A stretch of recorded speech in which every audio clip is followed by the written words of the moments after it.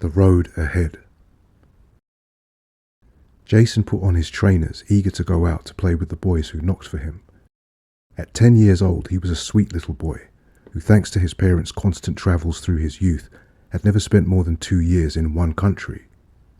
Jason never saw anything wrong with this.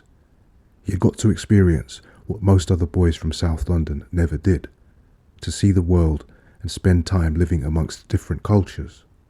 He had swam and made sandcastles on Tanzanian beaches, and picked fresh fruits in the green mountainous regions of Southeast Asia.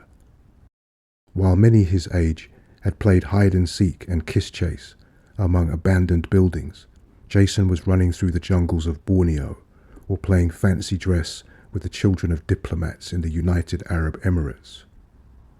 What this did mean, though, was that Jason returned to London with childhood experiences set far apart from other children he now found himself around.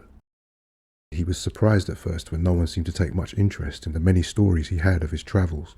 Perhaps he was still too young to recognize the resentment in their responses.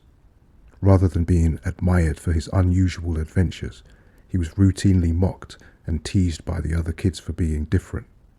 London youth seemed to have a particularly nasty way about them which Jason wasn't familiar with much of their teasing verging on the abusive. So far it hadn't bothered him all that much though. Jason was used to being an outsider, always the new boy at school, trying to fit in with children who already had their friend groups formed from long-term bonds. This made him somewhat prepared for this feeling of alienation. 3 boys from the local area, Michael, Xavier and Reese, were asking if Jason would come out to play. Jason looked out from behind his mother at the front door, seeing the cool BMX bike they had with them. Wherever he was in the world, he would lose himself and find himself again, riding his bike, exploring for hours on end. He didn't know the boys well, just that they lived locally and attended the same primary school.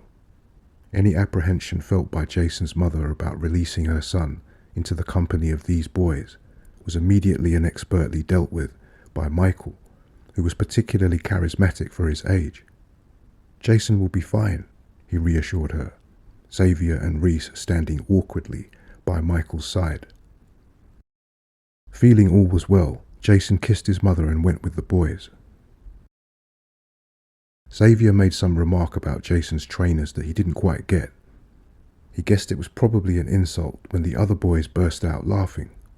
He hadn't yet got used to the ways of boys in South London, so he chose to let this go. Jason was obviously the butt of some joke they had that only local boys would know about. It didn't make him feel very good, but he was used to it. They walked for about 10 minutes, until they reached the top of a steep road on the top of a hill. At the bottom of the road was an intersection with another busy-looking road with cars speeding by in both directions. Michael gestured for Jason to get on the bike, saying that it was so much fun riding down this hill. Jason looked down the steep decline and felt a sense of dread fill his stomach. "I'm not sure," he said, to which the boys began laughing again. "Are you scared?" Michael asked accusingly. Jason knew that it was a bad thing for a boy to be scared, so he said, "No," defiantly. It wouldn't do well for him to admit his fear. To do so would be to break the unspoken code among boys. "I'm not scared," he continued, not even convincing himself. "Prove it," shot back Michael, handing the bike over to Jason, inviting him to mount it. "Don't worry, it's fine," said Xavier, backing up Michael. "We ride down this hill all the time." Jason put on a brave face.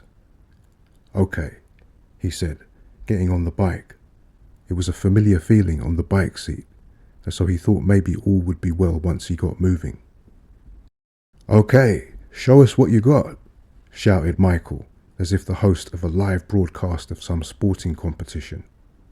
Xavier seemed to be suppressing a sinister laugh, while Reese's face expressed something akin to worry. The only way out of this is down, thought Jason, down the hill, Then it would be one of the other boys' turns to prove that they weren't scared either. He waited for the road ahead to clear, and then felt a little push from Michael, just enough to get the bike moving to begin its descent. Well, this is it, he thought, the bike picking up speed. I'll be okay, he reassured himself, feeling that familiar thrill of facing danger on two wheels. About halfway down the hill, he squeezed gently on the brakes to try and slow his speed down. This is when he realized that the bike had no brakes, or they weren't working. What a time to find out. No matter how hard he squeezed on the brakes, it made no difference. He continued to race on the busy road at the bottom of the hill, with cars flashing by only a second or two in front of him. He panicked. He had to think quickly. He had to do something. He couldn't risk flying out into the intersection. The cars were going so fast that their drivers wouldn't be able to react quick enough to swerve and miss him. He had to act now. Jason decided to crash head-on into a brick wall on the right, just before the road ahead. He simply turned the handlebars rightward, figuring that crashing into a wall would be better than crashing into a moving car. He was flung from the bike, which was mangled by the impact, into a warped mass of metal. Jason lay on the pavement, bruised, grazed, dazed and confused. It took him some minutes to recover. He wasn't sure at first what just happened. All he knew was his clothes were ripped and torn, and bits of his skin hung from his knees and elbows. Jason looked around and saw the twisted frame of the bike. He felt hands pulling him up to his feet. It was Reese and Xavier, now flanking both sides of him. Reese's face showed something like concern, while Xavier could no longer hold back his laughter. Michael seemed thoroughly pleased with the whole event. "Wow, is that how you're going on?" he screamed. "Look at what you did to my bike." He was only pretending to be angry though. Jason could tell from the satisfied smile on Michael's face. It was all very clear now that these boys were not his friends. There was no point in saying anything else. He just wanted to go home. He could barely stand up without the boys holding him up. Jason, still in shock and scarred red from head to toe, with one of his trainers missing, was disoriented, but felt it was probably best for him to try and laugh along with the boys. Gradually, as they neared the top of the hill road, Jason felt able to walk by himself again, unaided. The boys took him back home and rang the doorbell. The sense of horror Jason felt was not mirrored in his mother's face. She was all too used to seeing him come home with fresh scratches and bruises after playing out with other children and riding his bike.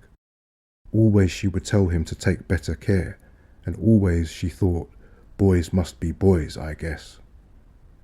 Michael gave no explanation. The scene seemed to speak for itself. "Are you okay, Jason?" His mother took him into her embrace. "Yeah," he replied. "I'm okay."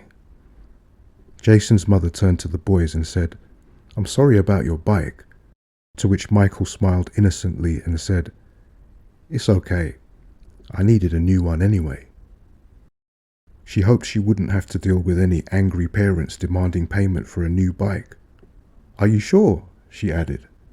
"Yeah, don't worry, it's fine," said Michael.